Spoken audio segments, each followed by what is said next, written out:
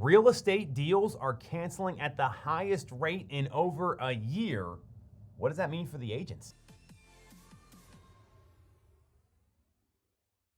We saw 53,000 real estate transactions fall out or cancel last month, the highest rate we've seen in about a year. It's a lot of transactions falling apart. That has some real ramifications for real estate agents in the field. And I'm gonna explain to you exactly what that means next. And if you get some value out of this, you'll learn something from it. Do us a favor, subscribe to the channel, give us a like, and if you got a question, drop it in the comments. So, we're seeing transactions cancel at the highest rate in a very long time. What does that mean? Here's what I know. There's confusion in the market. People are uncertain about what to do, and they are not clear on the best path forward. And typically cancellations are the result of uncertainty and confusion.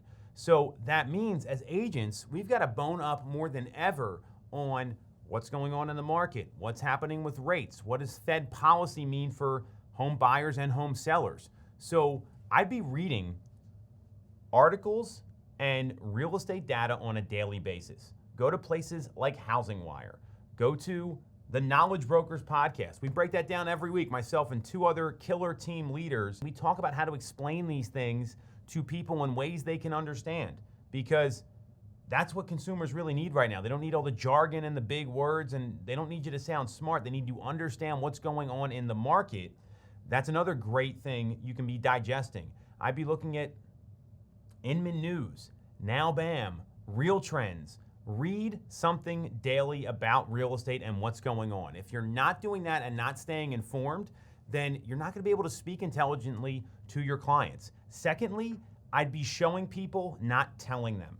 Meaning, when you say, hey, everyone's predicting home prices are going to go up the next 4 or 5 years, well, that's great to hear that from a real estate agent. Here's the thing. People don't trust real estate agents when the market turns because they think all they want to do is sell another home.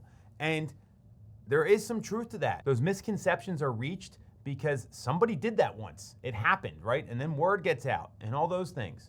So instead of just telling people, I'd be downloading charts and graphs and have documented third-party sources that are showing and demonstrating the things that you're sharing with people. Keeping Current Matters is a great place to get this information. Go to the Wall Street Journal, Fortune Magazine. Lance Lambert's got the Residential Club. It's a new website that he just launched.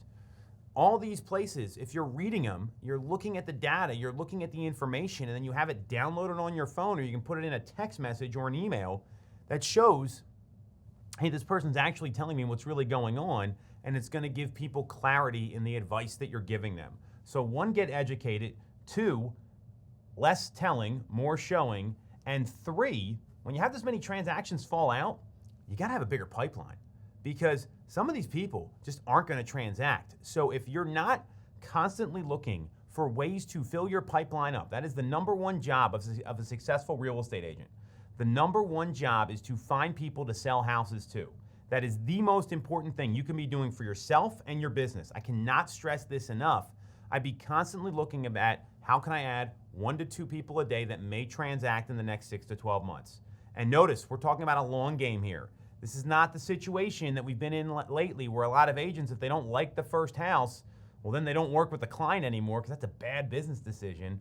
I would be looking at how I can add 1 to 2 people a day to my pipeline that will purchase or transact or sell their home in the next 6 to 12 months.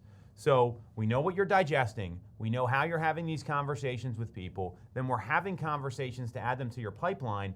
And when all of that stuff starts to happen, then you get into the transaction and they're getting to a point where they may kill the deal, they may not, or they're getting nervous or they're uncertain, which is all normal.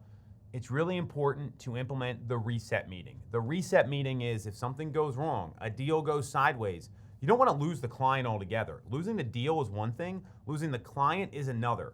So if you can have that meeting of, hey, Nick and Michelle, let's get really clear on your goals here. I know that last home didn't work out and I'm glad we're out of that. If you were nervous about it, totally support that decision. I'm on your side here.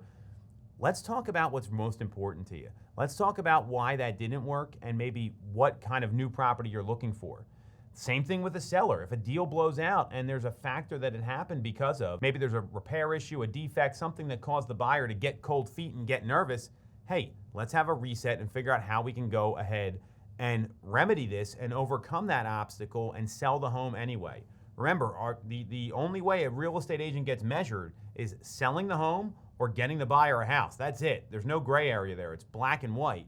So having that reset meeting and staying really positive during that is going to be critical. No one wants the negative Nancy Eeyore vibes that happen where, oh, the deal just blew out. Really, that's all nonsense. You've got to stay positive. You've got to keep everyone moving forward. That is a recession buster rule. And the real estate industry is very clearly in a recession right now. Not the market, the real estate agents selling homes. So that is something you've got to add to your repertoire. And then lastly, are you practicing all these conversations? Are you practicing your appointment? Are you role-playing your scripts? Do you know the objections? Do you know how to get someone into a reset meeting? And then are you talking to enough people on a daily basis to add those couple of folks to your pipeline? If you're not practicing with peers and agents and people on your team or in your organization or your brokerage, you know who you are practicing on? Your clients and your paychecks. And that gets very dangerous and can be very costly. So take these steps, knowing that we're seeing the highest rate of transactions blow out in a long time, and make sure you're bulletproofing your business so you maybe lose a deal, but don't lose the client and don't lose opportunities.